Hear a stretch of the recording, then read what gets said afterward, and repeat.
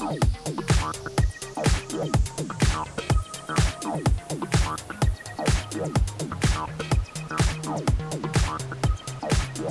esprit sain dans un corps sain, tout est dit dans le titre, pratique sportive et réussite scolaire, on comprend bien qu'il faut mener deux carrières. Il y avait un philosophe kurde qui s'appelait Avicenne qui avait déjà dit: si tu veux garder la bonne qualité physique de ton patient, apprends-lui à manger et à bouger. C'est exactement ce qu'on a fait ce soir. Si vous faites une activité physique importante entre 12 et 22 ans, c'est-à-dire l'âge qui nous intéresse ce soir, c'est 6% de réduction du cancer en moins quand l'enfant sera devenu adulte. Le sport, ça va participer au quotidien sans qu'on s'en rende compte, peut-être au premier degré, mais tout doucement, on va respecter la règle, on va écouter l'autre, on va travailler avec l'autre, on va s'habituer, on va rire, on va avoir des déceptions, il va falloir les surmonter. Et je trouve que c'est formateur. Voilà, on apprend à vivre avec le sport. Un emploi du temps d'un élève de 6e ou de 5e, c'est 25 heures. L'amplitude d'ouverture d'un collège, c'est entre 38 et 45 heures.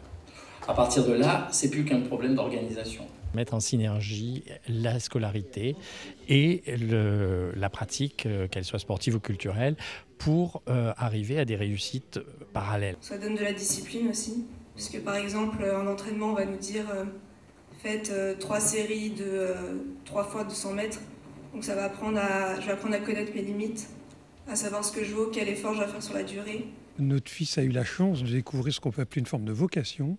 Et il est du rôle des parents d'épauler et de dire à son fils, mon vieux, tu avances et on est là pour t'épauler. J'essaye d'organiser au mieux mon emploi du temps d'étudiant en maximisant mes temps libres et j'essaye de caler au mieux mes entraînements entre mes heures de cours ou à la fin des journées.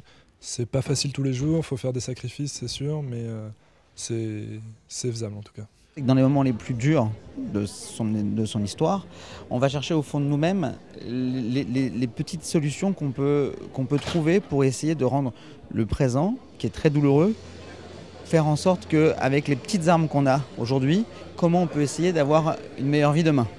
Et le sport, ça a été l'une des armes les plus importantes de ma reconstruction justement. C'était l'occasion de donner la parole aux habitantes et aux habitants, à ceux aussi qui s'impliquent dans les clubs, qui prennent de leur temps, car très souvent c'est du bénévolat. C'est un sujet qui était au cœur des préoccupations de pas mal de personnes et au premier chef des parents. Quelle attitude adopter avec ses enfants lorsqu'ils souhaitent pratiquer un sport et que malgré tout il faut combiner avec une scolarité exigeante. Donc je crois qu'on a répondu quelque part avec un sujet un peu inédit à une demande.